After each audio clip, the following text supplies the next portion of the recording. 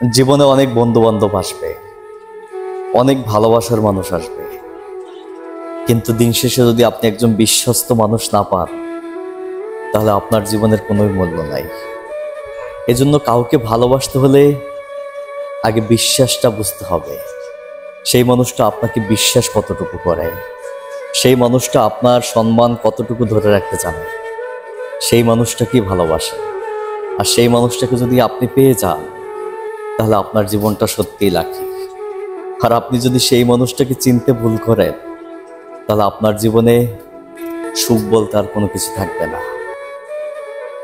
ভালোবাসা তো সবাই দিতে জানে, কিন্তু ভালোবাসার মর্যাদা কজনই বা দিতে জানে।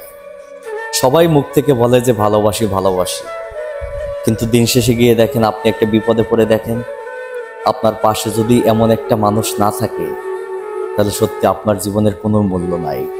তাহলে আপনি সব থেকে বড় অভাগা ব্যক্তি।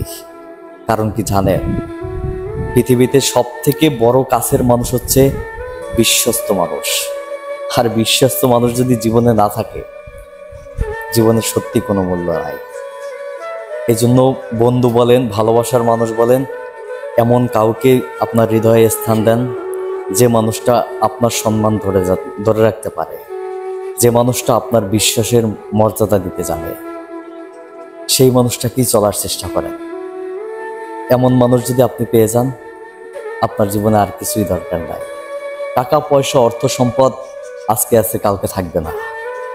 আপনি অনেক টাকার মালিক, কিন্তু আপনার জীবনে আপনার একজন বিশ্বস্ত মানুষ নাই। আপনার থেকে অভাগা ব্যক্তি আর কেউ নাই। জীবনে টাকা পয়সা সব কিছু থাকবে, আপনার জীবনে যদি ভালোবাসার মানুষটা না থাকে, আপনার জীবনের কোনো মূল্য নাই।